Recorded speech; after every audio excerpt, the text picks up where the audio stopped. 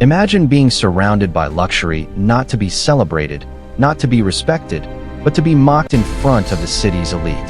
That was the reality for Zariah. Zariah worked as a cleaner. She scrubbed floors, polished glass, collected trash, and kept quiet.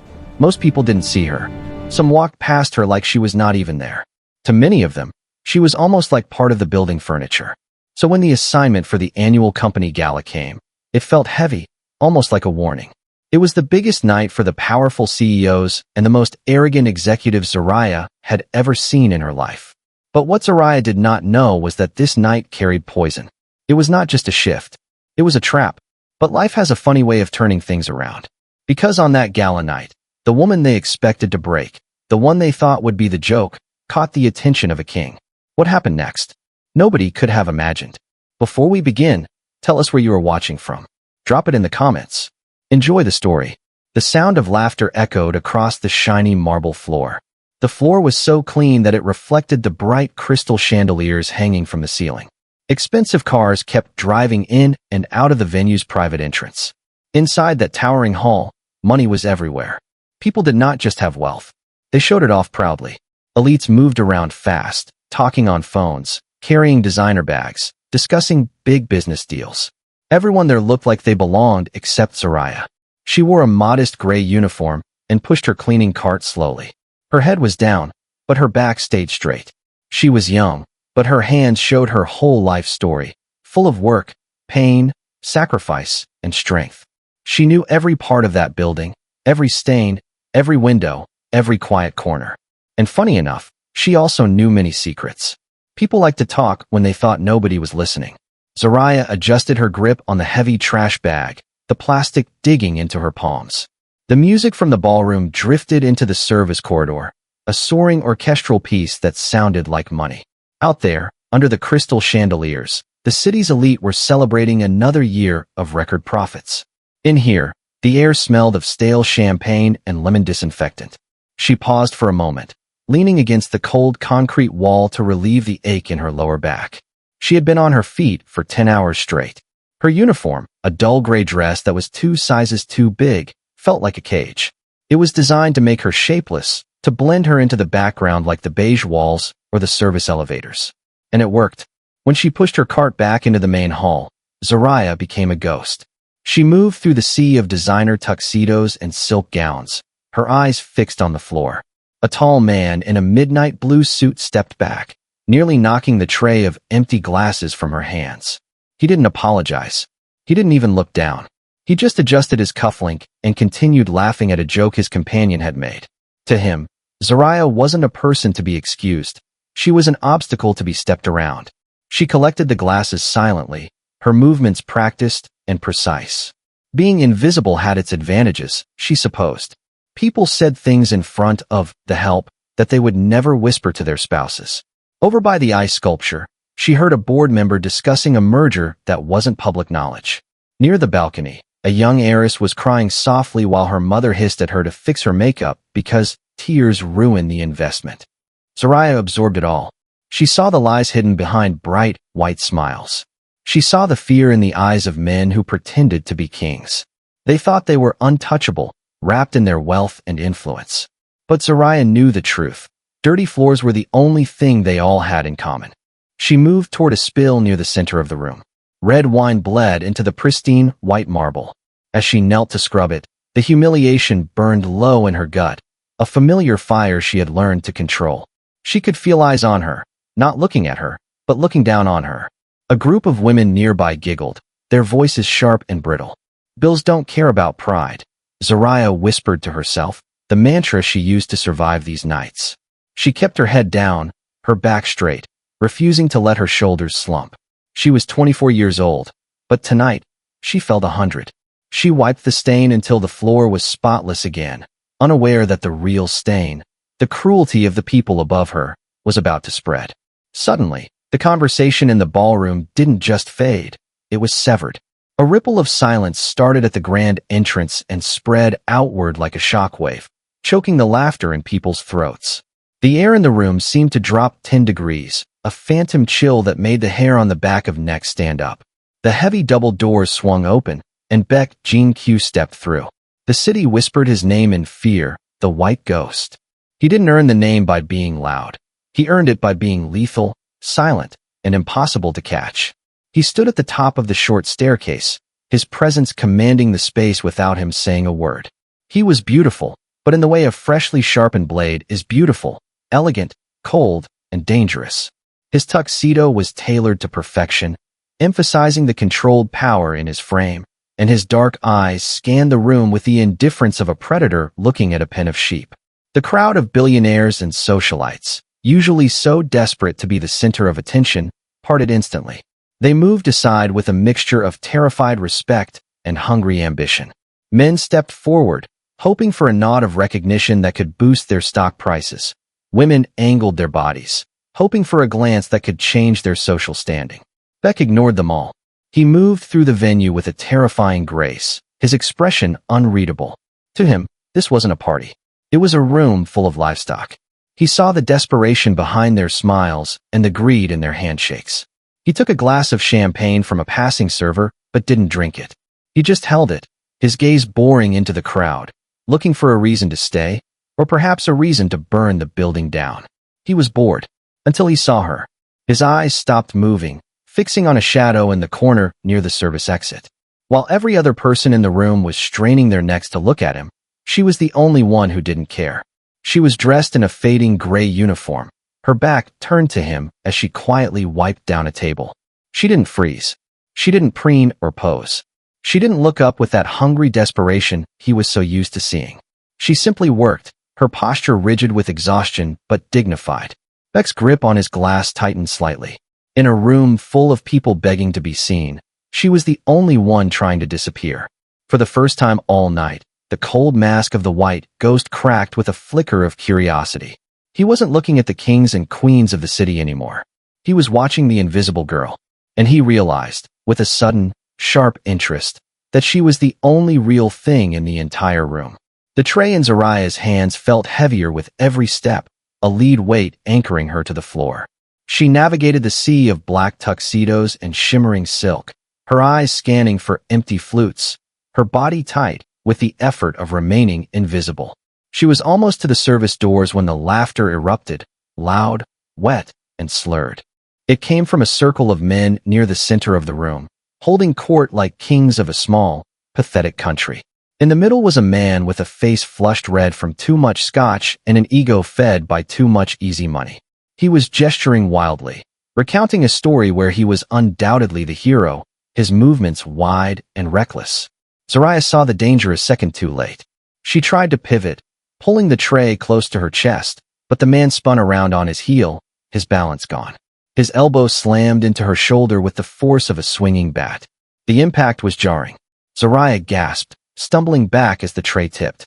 A half-full glass of red wine launched off the surface, tumbling through the air in slow motion before shattering against the pristine marble floor. The dark crimson liquid exploded outward, splashing the hem of the man's trousers and splattering across Zariah's apron. The sound of breaking glass cut through the ambient chatter like a gunshot. For a heartbeat, there was only silence. The man looked down at the few droplets of wine on his Italian leather shoes, then up at Zariah. His expression shifted from surprise to a sneer of pure, venomous disgust. "You stupid, clumsy girl," he spat, his voice booming across the sudden quiet. The smell of alcohol on his breath was thick and cloying. "Look what you've done. Do you have any idea how much this suit costs?" Zariah's heart hammered against her ribs. I'm sorry, sir," she stammered, dipping her head instantly. "You stepped back and Don't you dare blame me," he roared, stepping into her personal space. He loomed over her, enjoying the way she shrank back. This wasn't about the suit. It was about the audience. He could feel the eyes of his friends, other wealthy, bored men, watching him. He needed to show them who had the power. He needed a villain, and the shaking girl in the gray uniform was the perfect target. "You're incompetent," he announced, performing for the crowd. "Walking around here like a zombie. Who even hired you? You're ruining the atmosphere." His friends snickered, swirling their drinks. The sound of their amusement was worse than the shouting. It stripped Zariah of her humanity, reducing her to a clumsy prop in their evening's entertainment. She gripped the empty tray until her knuckles turned white, the shame burning hot behind her eyes. She wanted to run, but she knew she couldn't. In this world, the prey didn't get to run. They just had to wait for the predator to finish playing. The executive didn't step back. Instead, a slow, malicious smile spread across his flushed face. He looked at the fresh glass of Cabernet in his hand, swirling the dark liquid until it caught the light, heavy and rich like blood. Actually, he drawled, his voice pitching loud enough for the onlookers to hear, I think the floor is still dirty. With a flick of his wrist, he tipped the glass. Zariah watched in horror as the crimson stream splashed onto the pristine white marble, pooling around the toes of her worn, sensible shoes. It was a deliberate, calculated mess. The splash hit her stockings, soaking through the cheap fabric, but she didn't flinch. She couldn't. Oops, the man said, his eyes glittering with cruel amusement. Missed a spot. A ripple of laughter moved through the circle of his friends. It wasn't loud, raucous laughter. It was the soft, terrifying titter of people who believed they were untouchable. To them, this wasn't cruelty. It was just a game. Zariah gripped the handle of her cart, her knuckles turning white. I'll get a mop, sir, she said, her voice trembling barely above a whisper. No, he interrupted, stepping closer. He pointed a manicured finger at the puddle. You don't need a mop. You have a rag right there. He waited, letting the silence stretch until it was suffocating. Get on your knees and clean it. The air left Zariah's lungs. The request hung in the air, heavy and poisonous. She looked around, praying for someone to intervene, for one of these wealthy, educated people to say this was too much. But no one moved. They just watched, sipping their champagne, their eyes bright with the thrill of the spectacle. They were waiting to see if she would break. The heat of shame crawled up Zariah's neck, burning her skin. If she walked away, she would lose this job. She would lose the paycheck that kept the lights on, the money she needed to survive in a city that wanted to eat her alive. Slowly, agonizingly, Zariah lowered herself. Her knees hit the cold, hard marble. The impact jarred her spine. She kept her head down, refusing to look up at the ring of glossy leather shoes and high heels that surrounded her. She was a statue of humiliation, bowing at the feet of a man who wasn't worth the air he breathed. She pulled the rag from her apron and began to scrub. The smell of the wine was overpowering, sharp and acidic, mixing with the scent of her own fear. Above her, the executive chuckled, a low, satisfied sound that vibrated in her chest.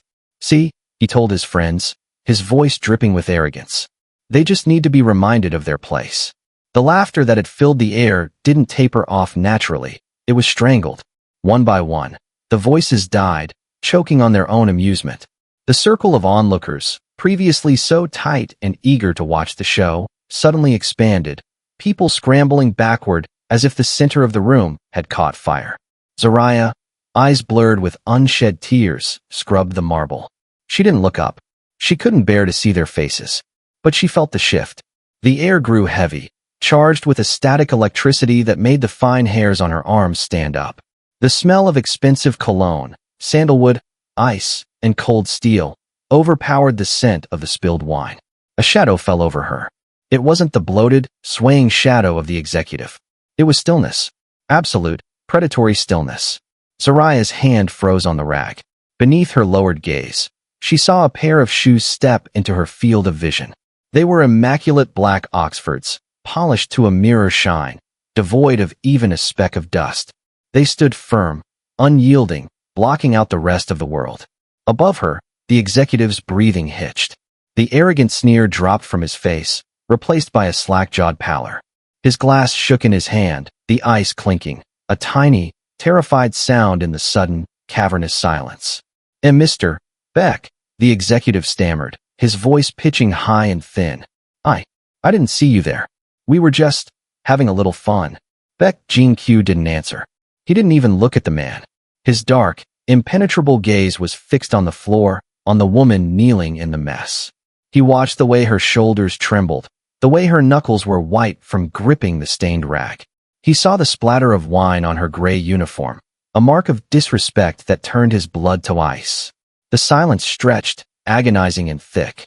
The executive looked around for support, but his friends had vanished into the background, terrified of being associated with whatever was about to happen.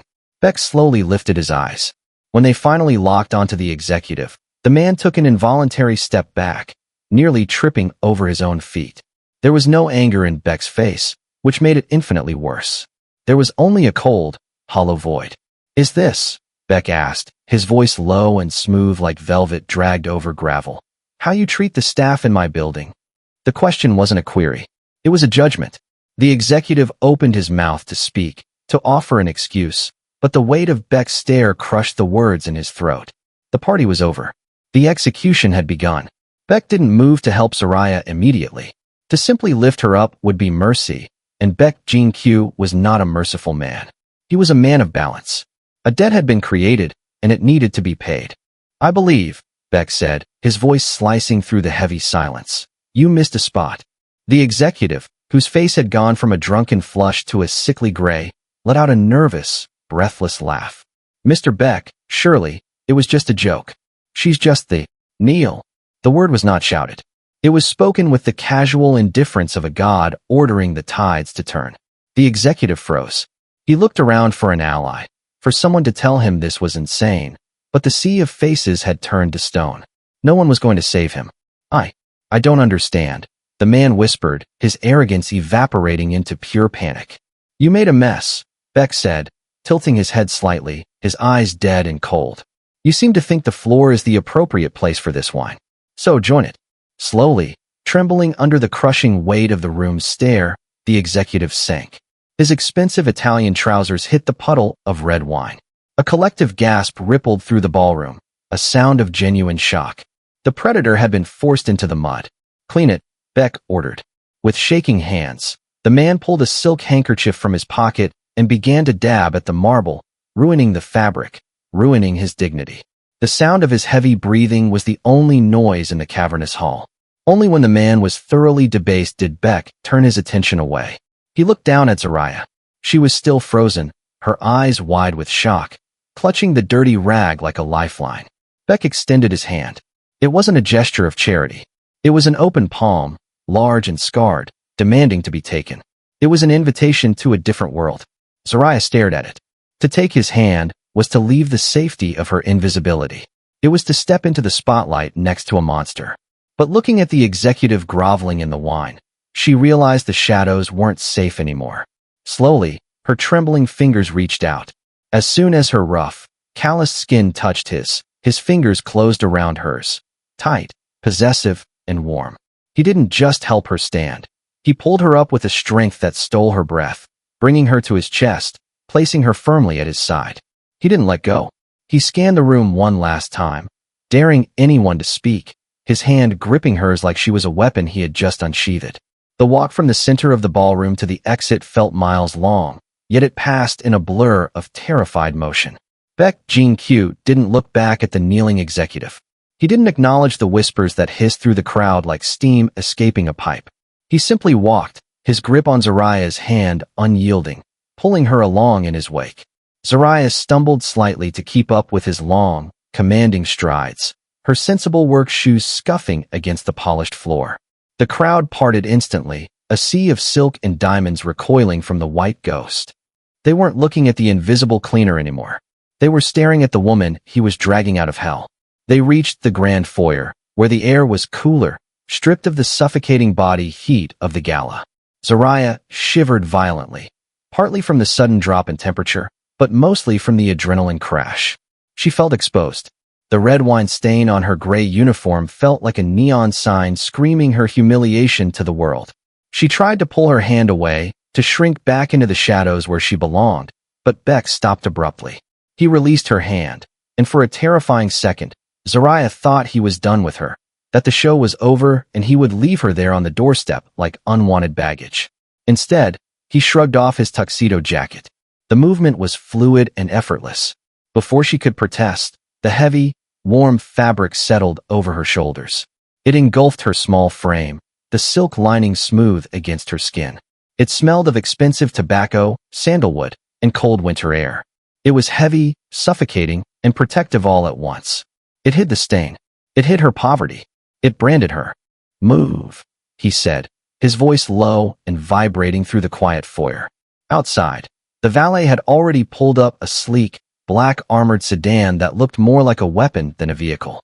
The rear door was held open.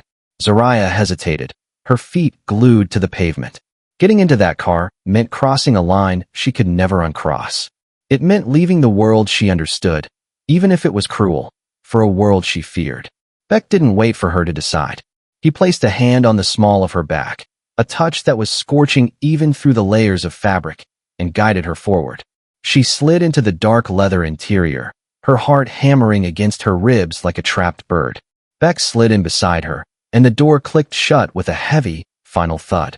The sound sealed them in a vacuum of silence and tinted glass. As the car pulled away from the curb, Zariah pressed herself against the door, pulling his coat tighter around her, trying to make herself small again. She glanced at him from the corner of her eye. He was staring straight ahead, his profile cut from stone, watching the city blur past. He offered no explanation. He didn't ask if she was okay. He just sat there, terrifyingly calm, while she realized she had just been saved by the devil himself. The car glided into a private underground garage that looked more like a vault than a parking lot. Concrete walls were reinforced, cameras blinked from every corner, and uniformed men stood guard with assault rifles held casually across their chests. They didn't salute Baek. They just watched, their eyes hard and alert. Zariah followed Baek into a private elevator. There were no buttons. He placed his hand on a biometric scanner, and the doors slid shut with a pneumatic hiss. As they ascended, the pressure built in her ears, matching the rising panic in her chest. The numbers on the display blurred, 30th floor, 40th, 50th. When the doors opened, Zariah gasped. The penthouse wasn't a home. It was a fortress of glass and steel suspended in the sky. Floor-to-ceiling windows offered a panoramic view of the city, a glittering grid of lights that looked beautiful from this height, far removed from the dirt and struggle of the streets below. The interior was stark and terrifyingly clean. White leather furniture, black marble surfaces, and abstract art that looked sharp enough to cut. It was silent, devoid of warmth or personal clutter. It smelled of ozone and isolation. Zariah stood near the entrance, clutching Baek's coat tighter around her stained uniform, terrified to step onto the pristine white rug. She felt like a contagion in a sterile lab. "Mr. Baek," she started, her voice sounding small in the vast, open space. I appreciate what you did tonight. Truly. But I need to go." Baek walked over to a crystal decanter, pouring a glass of amber liquid with steady hands. He didn't turn around. "Go where?" "Home," she said, though the word felt fragile. "My apartment. I have work tomorrow morning and—" "You don't have work tomorrow," he interrupted, his tone flat. "And you don't have an apartment anymore." Zariah froze. "Excuse me." He turned slowly, taking a sip of his drink. His eyes were dark, unreadable pools. "You humiliated a man with powerful friends tonight. Or rather, I used you to humiliate him. Do you think you can just walk back to your neighborhood? To that flimsy door with the broken lock?" He set the glass down with a sharp click. "They know who you are now. If you go back there, you won't survive the night." He walked toward her, stopping just outside her personal space. The air between them crackled. "You are not a cleaner anymore, Zariah. You are a target. And until I say otherwise, you stay here." Zariah looked at the reinforced glass, then back at him. It was a cage. A beautiful, expensive, terrifying cage. And looking at the lethal set of his jaw, she knew the door was already locked. "I'm not staying here," Zariah said, her voice trembling but resolute. She turned on her heel, the oversized tuxedo coat slipping slightly off her shoulder. She marched toward the elevator, her sensible shoes squeaking against the polished floor. It was a futile gesture. She didn't have the biometric clearance to open the doors, but she had to try. She had to breathe air that didn't taste like filtered ozone and danger. "The eviction notice was posted on your door yesterday morning," Baek said. Zariah froze. Her hand hovered inches from the scanner. The silence that followed was heavy, suffocating. She turned slowly, her heart pounding against her ribs. Baek hadn't moved. He was leaning against the marble island, watching her over the rim of his glass with terrifying calm. 3 months behind on rent, he continued, his voice void of judgment, reciting the facts like he was reading a stock report. $7,000 in medical debt from your grandmother's hospital stay before she passed. Student loans in default. Zariah felt the blood drain from her face. It was one thing to be humiliated in public. It was another to be dissected in private. "Who gave you the right to look into my life?" she whispered, clutching the coat tighter as if it could shield her from his knowledge. "I don't need rights," Baek replied smoothly. "I have resources. And right now, you have neither." He set the glass down and walked toward her. The space between them shrank, charged with the uneven power dynamic. You are drowning, Zariah. You work 80 hours a week and you are still drowning. You go back out there. The wolves will eat you. Either the ones I angered tonight, or the ones you owe money to. He stopped a few feet away. So, I am offering you a lifeline. A lifeline? Zariah asked bitterly. Or a leash. A job, he corrected. I require a housekeeper. My previous staff lacked discretion. You, however, have a talent for silence. You are observant. You are disciplined. He gestured vaguely to the sprawling, cold penthouse. You will manage this residence. You will handle my personal affairs. In exchange, I will clear your debts. I will pay you triple your current salary. Zariah's breath hitched. Triple. It was enough to change her life. It was enough to buy freedom. But she looked at his dark eyes and knew there was a catch. And the condition? She asked. You live here, Baek said, his gaze locking onto hers. You do not leave this building without my security. You belong to the house now. The words hung in the air. You belong to the house. It sounded dangerously close to you belong to me. Zariah looked at the closed elevator doors, then back at the man who held her future in his scarred hands. It was a deal with the devil, but it was the only deal on the table. The silence of the penthouse was a deception. It was quiet, yes, but it was the quiet of a loaded gun sitting on a velvet cushion. Zariah moved through the sprawling rooms with practiced efficiency, her new uniform, a crisp black dress that fit far better than the gray sack, rustling softly. She dusted surfaces that were already spotless and aligned books that were already straight. Work was the only thing that kept the panic at bay. 3 days in, the reality of Baek Jin-Kyu's world crashed through the front door. The elevator chimed, not with the polite ping of a guest arrival, but with a frantic urgency. The doors slid open, and the smell hit Zariah instantly, metallic and sharp. Copper. 2 men stumbled in, supporting a third between them. The injured man groaned low in his throat, his hand pressed against his side, dark crimson seeping through his white shirt. A 4th man followed, a submachine gun hanging loosely at his side, the barrel scuffed and dull. Zariah, who was polishing the long mahogany dining table, froze.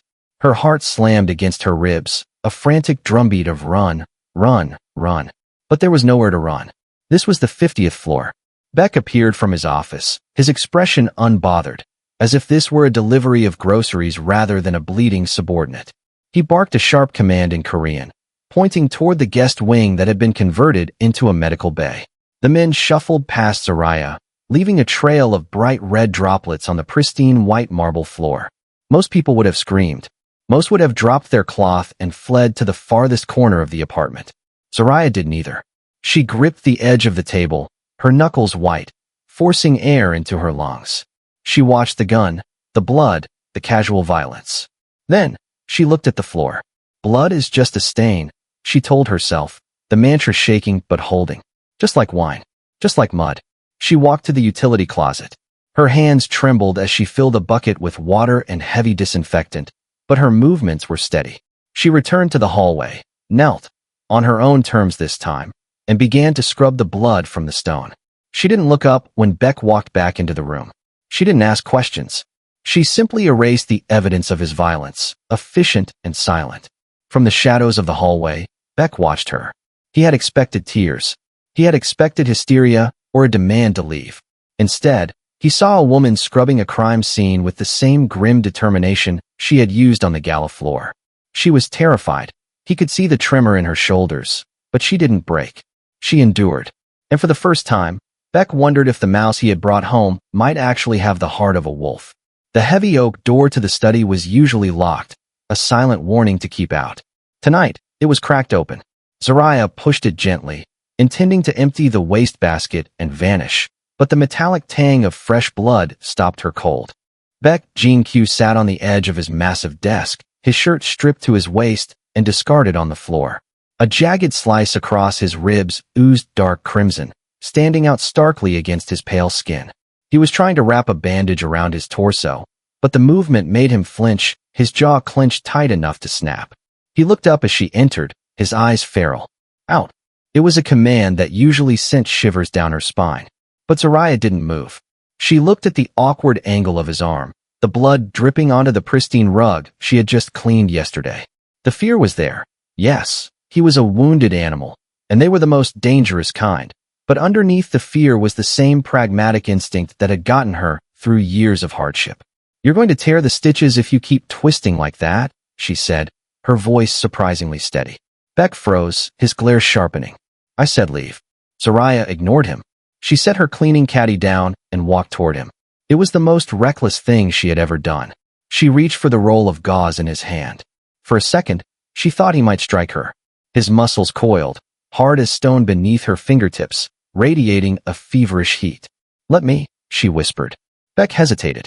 He looked at her small, rough hand covering his large, scarred one. Slowly, he released his grip. Zariah worked in silence.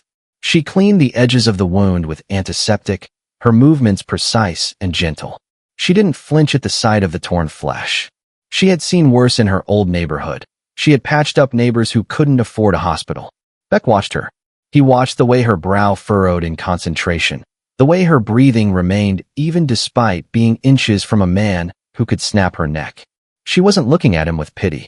She was looking at him like he was a problem to be solved, a mess to be cleaned.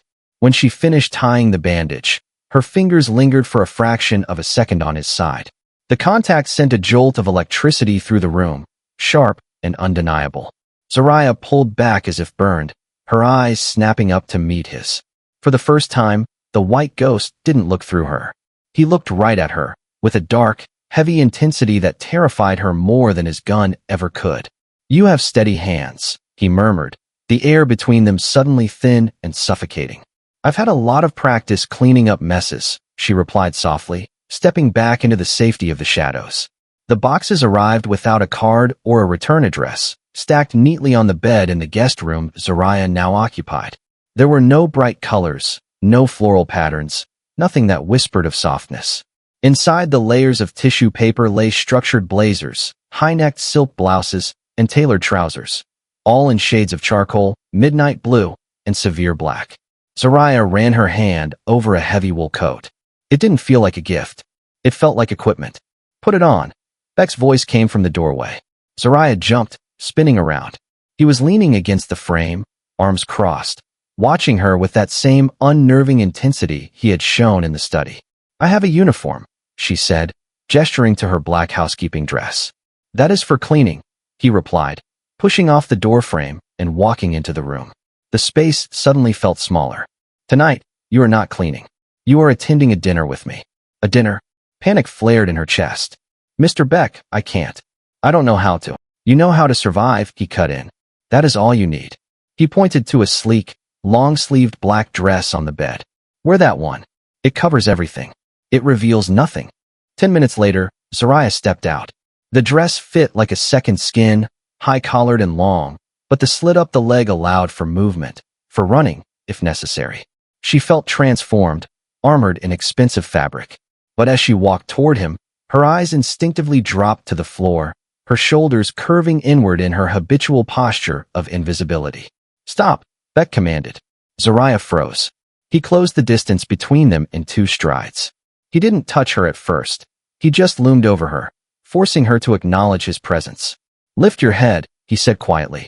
Zariah hesitated, fighting the muscle memory of a lifetime spent dodging attention.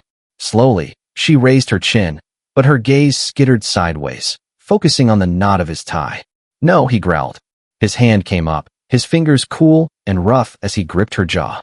He didn't hurt her, but his hold was firm, turning her face until she had no choice but to look directly into his dark, abyss-like eyes. "When you look down, you tell them you are prey," he whispered, his thumb brushing her cheekbone. "You tell them you are waiting to be eaten." Zariah's breath hitched, trapped in her throat. His face was inches from hers, so close she could see the flecks of gold in his irises. "Look at me," he ordered, his voice dropping an octave. "Don't blink. Don't apologize. Make them look away first." Zariah trembled, her heart hammering against her ribs, but she held his gaze. She forced herself to stare back, to push through the fear. For a long, stretched moment, the air between them burned. "Good," Baek murmured, releasing her jaw but not stepping back. "Tonight, you are not invisible, Zariah. Tonight, you are mine, and no one touches what is mine." The private dining room was a vault of shadows and gold, smelling of truffle oil and old money. Zariah walked in a half-step behind Baek, her heels clicking a rhythm of forced confidence against the hardwood. The black dress he had chosen felt like armor, restricting her breath but holding her spine straight. Baek pulled out her chair. It was a gesture of ownership, not chivalry. Across the table, a man with a thick neck and a smile that didn't reach his eyes watched them. "Mr. Baek," the man purred, spreading his hands. "And company. I wasn't aware this was a social call." "This is Zariah," Baek said, his voice stripping the room of oxygen. "She is my eyes tonight." The man, Mr. Russo, chuckled dismissively, barely glancing at her. To him, she was just a pretty ornament draped in silk. He turned his attention back to Baek, launching into a rehearsed speech about loyalty, shipping routes, and a warehouse in the industrial district. Zariah sat in silence, her hands folded in her lap. She felt the familiar urge to shrink, to disappear into the wallpaper. But she remembered Baek's command, "Don't blink." She watched Russo. She watched the way he smoothed his tie every time he mentioned security. She watched the way he dismissed the waiter without looking at him, a behavior she knew intimately. But mostly, she watched his hands. "The inventory is secured at the downtown depot," Russo said, leaning forward, his voice dripping with sincerity. "My men have been there all night. The concrete perimeter is impenetrable. Not a single rat could get in." Baek swirled his wine, his expression unreadable.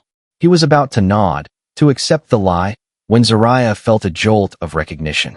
She leaned in, her movement slight but deliberate. Beneath the table, she placed her hand on Baek's knee.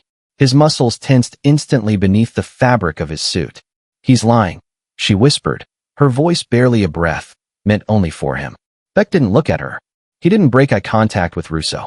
"Explain," he murmured, his lips barely moving. "He said he was at the downtown depot all night," Zariah said softly, her gaze dropping to the floor for a fraction of a second before snapping back up.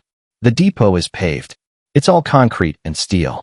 She paused, her eyes locking onto Russo's expensive Italian loafers. His shoes are covered in red clay, the kind that only comes from the marshlands outside the city limits. Baek went still. The air in the room seemed to shatter. He looked down at Russo's feet, spotting the faint, rust-colored dust along the sole. It was a detail a billionaire wouldn't notice, but a cleaner, someone who spent her life scrubbing dirt from other people's messes, would never miss. Baek slowly set his glass down. The sound echoed like a gunshot. He looked at Zariah, and for the first time, there was no coldness in his gaze. There was a dark, terrifying approval. He turned back to Russo, his smile sharp and predatory. "The marshlands," Baek said softly. "Interesting place to store cargo, isn't it, Mr. Russo?" Russo's face drained of color. Zariah sat back, her heart pounding, realizing she had just passed the test. In the high-rise glass towers where the city's monsters made their deals, secrets were a currency more valuable than gold. And for the first time in years, the white ghost had a secret that everyone could see.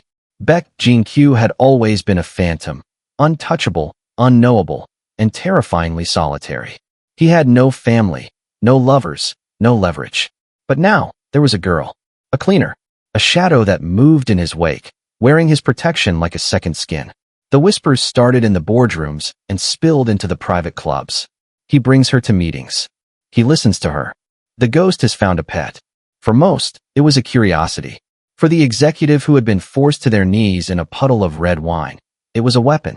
Julian, the man whose arrogance had been stripped away on that marble floor, sat in a dim, smoke-filled lounge, nursing a glass of scotch and a bruising ego that would never heal. The memory of the laughter, not at the girl, but at him, burned in his gut like acid. He couldn't touch Baek. The man was death walking. But he could touch the girl. "She's not just a stray he picked up," Julian hissed to the men gathered around his table.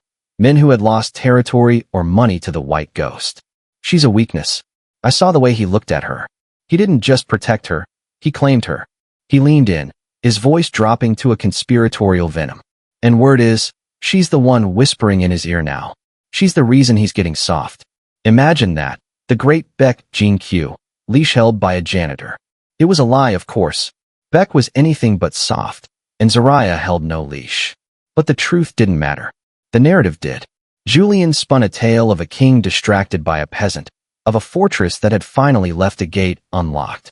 "He's distracted," Julian pressed, watching the greedy glint in the eyes of a rival syndicate lieutenant sitting across from him. He's playing house.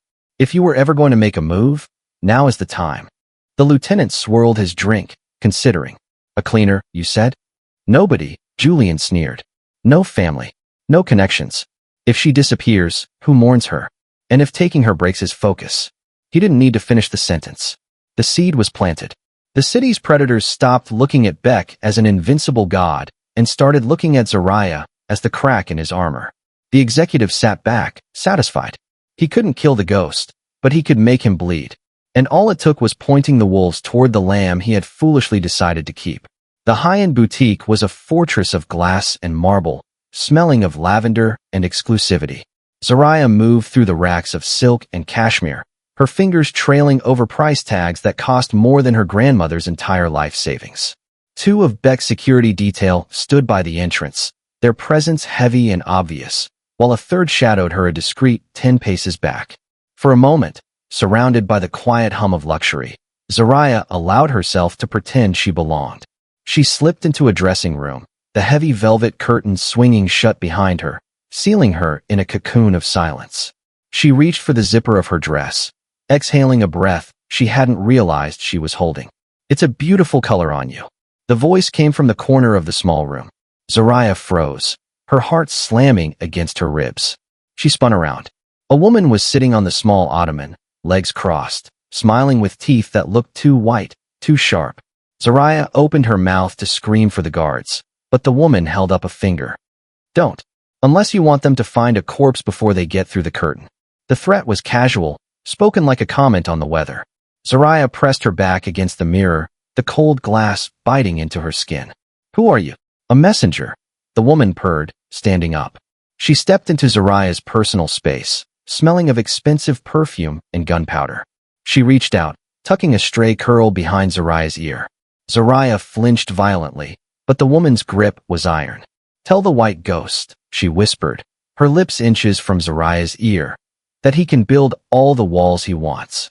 But a king is only as strong as his weakest piece. And you, darling, you look very fragile. The woman slipped a small, black card into Zariah's hand and vanished through the curtain before Zariah's lungs could find air. The drive back to the penthouse was suffocating. Zariah stared out the window, her hand clenched so tight around the card that the edges cut her skin. The realization hit her like a physical blow. She wasn't safe. But worse, he wasn't safe. As long as she was there, she was a target painted on his back. A liability. A weakness. When the elevator doors opened, Baek was waiting. He looked up from his tablet, his dark eyes softening, just a fraction, when they landed on her. You're back early, he said, stepping forward. Zariah recoiled. She saw the confusion flicker across his face, quickly replaced by his usual guarded mask. I can't do this, she said, her voice shaking. She dropped the shopping bags on the pristine floor. I'm done, Baek. He stopped, the air in the room turning to ice. Done. I'm not one of your soldiers, she lied, desperate to make him let her go before she got him killed. I'm just a cleaner. I don't belong in this world, and I don't want to be part of it. Let me go. She prayed he couldn't see the terror in her eyes, not for herself, but for him. The silence that followed her declaration was not the silence of acceptance. It was the silence of a predator assessing a sudden, erratic movement. Zariah turned toward the elevator, her heart hammering a frantic rhythm against her ribs. She reached for the panel, her fingers trembling, desperate to put steel and distance between herself and the man she was trying to save. She never made it to the button. A hand slammed against the marble wall beside her head, barring her path. It wasn't violent, but it was absolute. Zariah gasped, shrinking back, but Baek was already there, boxing her in. His body heat radiated through the thin silk of her blouse, a stark contrast to the ice in his eyes. You think you can walk out of here? Baek asked, his voice dangerously low. You think you can just decide you are done? I don't belong here. Zariah lied, her voice cracking. She kept her eyes on his chest, refusing to look up. I'm just a cleaner, Baek. This life, it's too much. I want out. Baek caught her chin, forcing her to look at him. His gaze was searching, dissecting her panic. You are a terrible liar, Zariah. You stood in a room full of blood and didn't flinch. You stared down a boardroom of sharks and didn't blink. You are not running because you are weak. He lowered his head, his lips brushing her ear. You are running because you are scared. He reached down and grabbed her left hand, the one she had kept clenched in a tight fist since she walked in. She tried to pull away, but his grip was iron. Slowly, methodically, he pried her fingers open. The black card from the boutique fluttered to the floor. Baek stared at it. The symbol embossed on the card was small, a silver viper, but it was enough. The temperature in the penthouse seemed to plummet. When he looked back at her, the confusion was gone, replaced by a cold, terrifying clarity. They threatened you, he stated, not asking. Baek, please, Zariah whispered, gripping his lapel. If I stay, they'll come for you. They said. I don't care what they said. He cut her off, his voice vibrating with a dark, possessive fury. He stepped closer, pressing her into the wall, eliminating the space between them. You don't get to decide when this ends, Zariah. You don't get to sacrifice yourself to protect me. I am the one who protects. He pulled his phone from his pocket, his eyes never leaving hers. He dialed a single number. It's me, he said into the receiver, his tone devoid of humanity. Lock down the district. Close the bridges. Check every camera within a 5-mile radius of the upscale quarter. He paused, listening to the voice on the other end, his hand tangling in Zariah's hair, holding her in place. Find them, Baek commanded, the monster fully awake now. And when you do, burn everything they own to the ground. The smell hit Zariah first, sickly sweet, masking the underlying scent of rot and rust. It was the smell of damp sugar and old machinery. Her hands were zip-tied to the arms of a heavy metal chair. Her head throbbed where the butt of a pistol had connected with her temple during the extraction, but she refused to squeeze her eyes shut. Don't blink, Baek had told her. Look at me. She forced her eyes open, scanning the cavernous room. It was an industrial skeleton, stripped of value but thick with dust. High above, a single window was cracked, letting in the muffled sound of seagulls. Comfortable, princess? The man pacing in front of her was the same one who had watched her from the shadows of the boutique. He wasn't wearing a suit. He was dressed for war. He held a phone in one hand and a gun in the other. He grinned, revealing a gold tooth that glinted in the dim light. He's going to tear this city apart looking for you. The man laughed, tapping the screen of his phone. That's exactly what I'm counting on. The white ghost, running blind, straight into a kill box. Zariah's heart hammered against her ribs, but her mind, sharpened by years of being invisible, was already working. She wasn't just a hostage, she was a camera. She looked at the floor. A fine, white powder coated the concrete. To anyone else, it was just dust. But Zariah, who had spent a lifetime scrubbing floors, knew dust. This wasn't gray heavy industrial soot. It was white, granular, sticky in the humidity. Sugar. She was in the old Domino refinery on the waterfront. It was the only place in the district that still smelled like this. The man stepped forward, pointing the phone camera at her face. Showtime. Scream for him, darling. Make him angry. He hit record. The red light blinked. Zariah didn't scream. She didn't beg. Instead, she let her body go limp, sliding slightly in the chair as if fainting. The man scoffed, grabbing her shoulder roughly to jerk her upright. Stay up, he barked. In that split second of contact, Zariah moved. She didn't fight his grip. Instead, she jammed her bound hands down onto the armrest, grinding her palm into the thick layer of white sugar dust. As he pulled her back, she deliberately wiped her hand across the lapel of her black blazer, the armor Baek had given her. The white powder left a stark, jagged streak against the dark fabric. It wasn't random. It was a perfect, granular smudge that glistened slightly in the dim light. The man didn't notice. He was too busy gloating into the camera. Come get her, ghost. Come to the end of the line. He ended the call and shoved the phone into his pocket. He'll be here in 20 minutes. And then you both die. Zariah stared straight ahead, her breathing steady. The man saw a smudge of dirt on a scared girl. But she knew Baek. She knew he would see the white dust on the black wool. He would see the texture. He would know the only place in the city that coated its ghosts in sugar. I am not just bait, she thought, locking her jaw. I am the map. The air in the refinery grew heavy, the silence stretching until it hummed with tension. The leader of the kidnappers checked his watch, a sneer twisting his lips. Time's up, ghost, he muttered, raising his pistol towards Zariah. Looks like you didn't matter enough to. The metal loading bay doors didn't just open, they disintegrated. A black armored SUV smashed through the corrugated steel with a deafening screech of tearing metal, skidding to a halt in a cloud of dust and debris. Before the vehicle even stopped moving, the driver's side door kicked open. Baek Jin-Kyu stepped out. He wasn't wearing his suit jacket. His white shirt was rolled to the elbows, revealing forearms corded with tension. In his right hand, he held a suppressed pistol. He didn't shout. He didn't offer terms. He didn't pause to assess the odds. He simply raised his arm and fired. The first guard dropped before he could lift his rifle, a neat hole in the center of his forehead. The second guard scrambled for cover, but Baek was already moving, a blur of lethal, controlled violence. He moved through the chaotic space like smoke, fluid and unstoppable. "Kill her," the leader screamed, backing away, fumbling with his own weapon. Baek didn't break stride. He fired 2 shots in rapid succession. One shattered the leader's knee, sending him sprawling. The other took the gun out of his hand in a spray of blood and metal. The man screamed, clutching his mangled hand, but the sound was swallowed by the ringing silence that followed. It had taken less than 10 seconds. Baek didn't look at the bodies. He didn't look at the leader writhing in the sugar dust. He holstered his weapon and crossed the distance to Zariah in 3 long strides. He dropped to his knees in the dirt before her, his movements frantic, stripping away the calm veneer he wore like armor. He pulled a knife from his belt and slashed the zip ties binding her wrists, tossing the plastic aside. "Zariah," he breathed, his voice raw, unrecognizable. He grabbed her face between his hands, tilting her head back to inspect the bruise on her temple. His fingers, usually so steady, were trembling.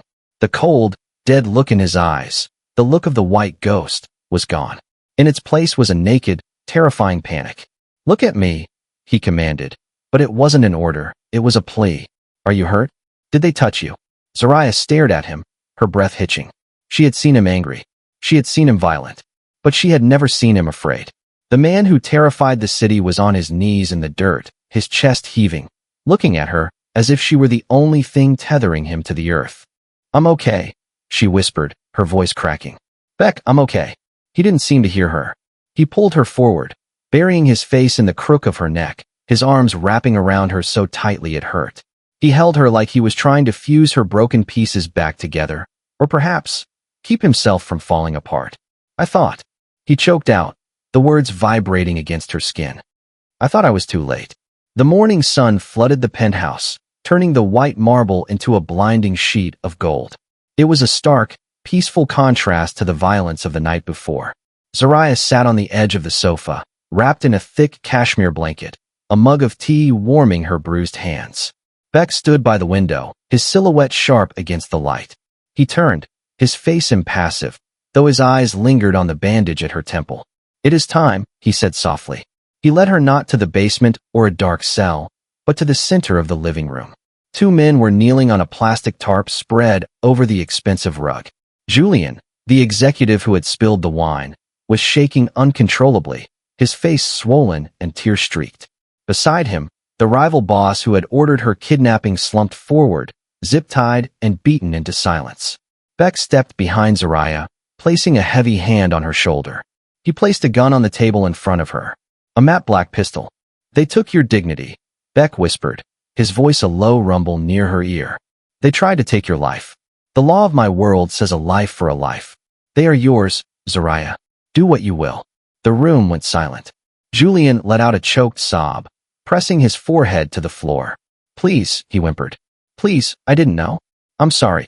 Zariah looked at the gun. It was heavy, cold, and ugly. Then she looked at the men. Yesterday, they had been monsters. Today, stripped of their suits and their soldiers, they looked small, pathetic. If she pulled the trigger, she would be just another part of Baek's violent world. She would be cleaning a stain with more blood. "No," she said, her voice steady. "Baek stiffened. They will come back. Mercy is a weakness." "I didn't say mercy," Zariah replied, turning to look at him. She looked back at Julian, who dared to lift his head with hope. "Death is too quick. It's an escape."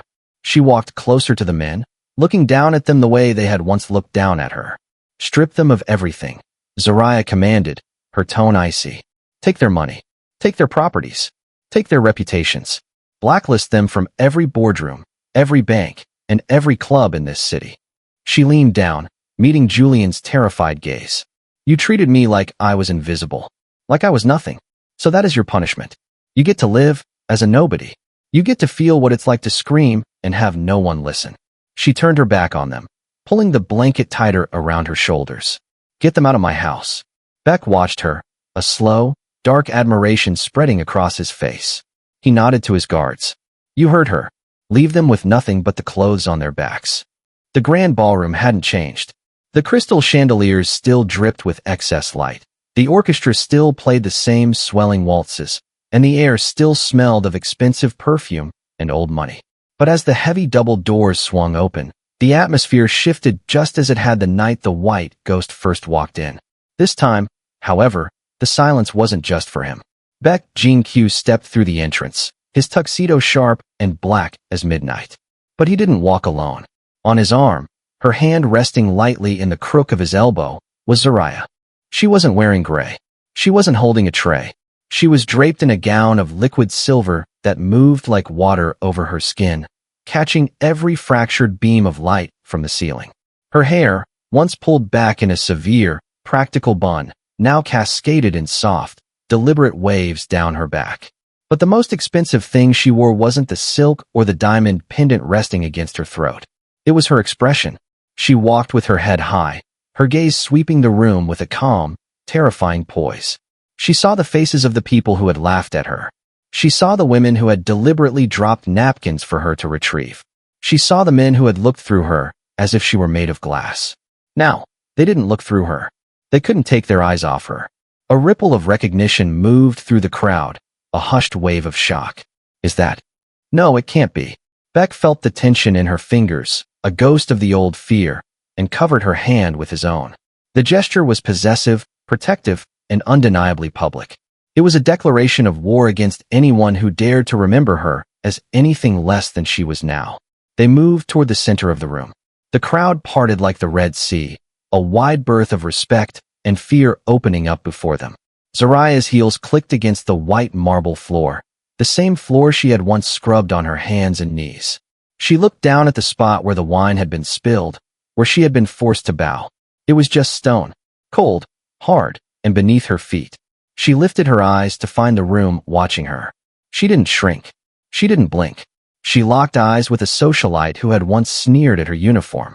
The woman paled and quickly looked away, pretending to adjust her clutch. You see?